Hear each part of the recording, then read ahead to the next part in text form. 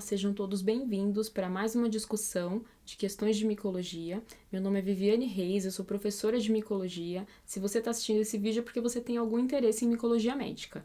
Então vamos lá, essas questões elas foram postadas lá no Instagram, nos nossos stories, está no nosso destaque. E se você quiser fazer primeiro as questões, vai lá no Instagram e depois você vem aqui para assistir a nossa discussão. São 6 questões. Vamos lá então.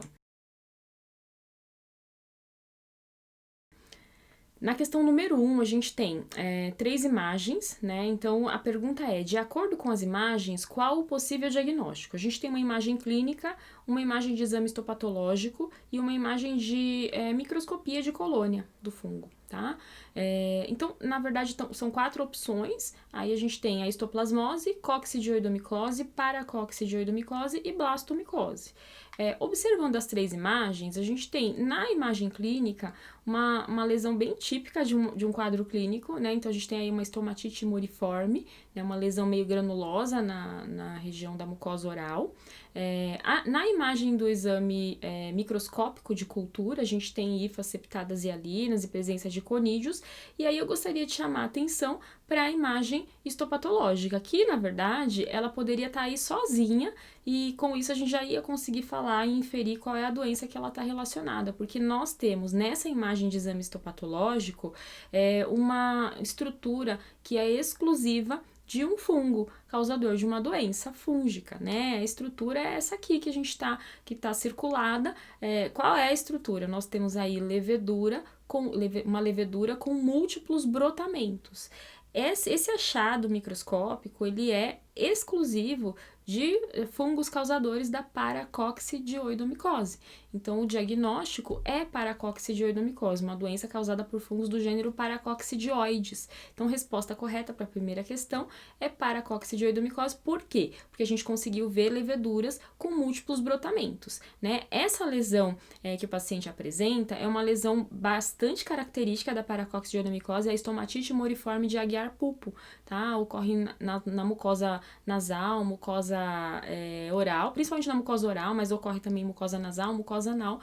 A gente observa bastante esse tipo de lesão nos pacientes. E a outra imagem é uma imagem de micromorfologia da colônia do paracoco, do paracoccidioides, a 25 graus Celsius. Ela não tem nada de muito específico nessa colônia, mas é o achado microscópico da colônia a 25 graus, tá? Então, a resposta correta é paracoccidioidomicose. E aí, só para lembrar, né, a gente viu ali que a imagem fundamental para o estabelecimento do diagnóstico da paracoccidioidomicose era a imagem histopatológica. Então, eu vou colocar aí 3 imagens histopatológicas dessas outras micoses para a gente entender que elas são diferentes da paracoccidioidomicose. Então, no caso da histoplasmose, que também é uma micose sistêmica, a gente tem o seguinte achado de leveduras. Essas leveduras são unibrotantes e elas são intracelulares, né? No caso do paracoco, a gente vê bem os brotamentos e, em geral, ela solta no tecido, não de forma intracelular. Pode ocorrer de forma intracelular, mas normalmente fora do tecido.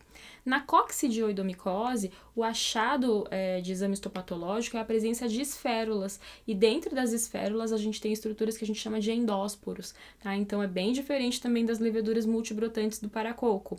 E na blastomicose, o achado é de leveduras unibrotantes e no brotamento dessas leveduras unibrotantes, esse brotamento ele tem uma base larga, então são achados bem diferentes da paracoccidioidomicose. Mas o que essas doenças têm em comum, né? Essas 4 doenças têm em comum? Todas elas são micoses sistêmicas endêmicas causadas por fungos dimórficos, tá? Então, isso é o que elas têm em comum, mas os achados microscópicos, principalmente no exame histopatológico de cada uma delas, é bastante diferente, o que acaba facilitando bastante pra gente. Vamos para a questão número 2. Observe as imagens e informe o diagnóstico. Aqui nós também temos 3 imagens, uma imagem de um raio-x, uma imagem de um exame histopatológico e uma imagem de microscopia da colônia. 4 opções: aspergilose, fusariose, peniciliose e adiaspiromicose. Então, observando as 3 imagens, aqui o que vai chamar mais atenção e a estrutura que vai definir, né, o diagnóstico não é a imagem do exame histopatológico, porque nessa imagem de exame histopatológico a gente tem tem aqui estruturas que podem aparecer em vários fungos. O que a gente sabe é que o paciente tem uma manifestação pulmonar, né, tem uma lesão pulmonar e tem um achado histopatológico compatível para fungo filamentoso hialino. Essas hifas que a gente está observando aqui são hifas septadas hialinas, né? Então, aqui nós temos um quadro de haloifomicose. Mas, por conta da imagem microscópica do fungo, a gente consegue falar qual é o agente etiológico, né, que causa. Então, aqui nós temos um arranjo microscópico característico, né, de Aspergillus. Né? Então, aqui a gente tem, pelo arranjo microscópico ali de conidióforo, vesícula, fiálide, né? E os conídeos formando cadeia, a gente tem um achado de Aspergillus e, portanto, uma aspergilose. A resposta correta é aspergilose. As outras opções eram fusariose, então o fusarium, ele é totalmente diferente do Aspergillus, isso a gente já discutiu em questões anteriores. O penicillium também tem um arranjo diferente, né? A diferença entre um penicillium e um Aspergillus é que o penicillium não tem a vesícula que o Aspergillus tem. E na diaspiromicose, eu vou colocar aqui uma imagem de exame histopatológico. Por quê? Porque o exame histopatológico da diaspiromicose, ele não é nem um pouquinho parecido com o exame histopatológico da aspergilose. Então, lá na aspergilose ou na fusariose, a gente vai ter as hifas septadas hialinas nesse exame histopatológico.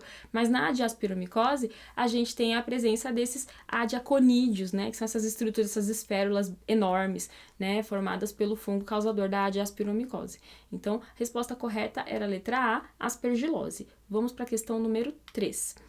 Observe a imagem de macro e micromorfologia de um fungo. A pergunta é, qual é o agente? Qual é o nome do fungo? Piedrae ortai, Nelsitalidium dimidiatum, Ortai Werneck ou Exophiala. Então, olhando de perto essa colônia, né, do fungo e a microscopia, a gente consegue perceber que se trata de um fungo demáceo. Então, a colônia é uma colônia demácea. Se você observar, essa colônia, ela tá com um aspecto cremoso, meio leveduiforme, né? Então, não é uma colônia que a gente fale que ela tá num estado filamentoso nesse momento, né, que a foto foi tirada. Então, uma colônia demácea, uma colônia escura, que tem melanina na parede. E na microscopia, a gente tem aí conídeos, a maioria deles com septo, né? Então, a gente pode falar que são conídeos bicelulares. Esse aspecto da macro e da micromorfologia é bastante característico de um fungo que nós chamamos de Ortai Werneck. Então, essa questão é por reconhecimento fotográfico. E aí, só para lembrar, né? A Ortai Werneck é o agente etiológico causador da tinha negra. A tinha negra é uma micose superficial, né? Acomete principalmente a região palmar ou região plantar e ela é caracterizada pela presença de uma mancha escurecida na palma ou na planta. Pode ocorrer em outras áreas também, uma mancha bem superficial, uma lesão pouco descamativa, uma micose superficial estrita, tá? Então, o agente causal da tinha negra é Ortai Werneck, a resposta correta para essa questão é Ortai Werneck. Nas outras opções, a gente tem fungos filamentosos demáceos também, mas aí a gente tem que lembrar o seguinte, a Piedrae ortai. Piedrae ortai é o agente da piedra negra, que faz aquele nódulo no pelo, é um fungo que está no seu estado teleomorfo, então a gente tem lá as hifas demáceas, em geral ele não forma conídeos bicelulares, ele tem clamidoconídeo na microscopia, tá? O Nelsitalidium dimidiatum é um que pode ter um aspecto ali, às vezes até parecido com o da Ortai Werneck, mas a gente tem que lembrar que o Nelsitalidium dimidiatum, ele não vai formar conídeos bicelulares. O que ele forma são artroconídeos apenas. Então, o que é mesmo o artroconídeo? Artroconídeo é o resultado da fragmentação da hifa.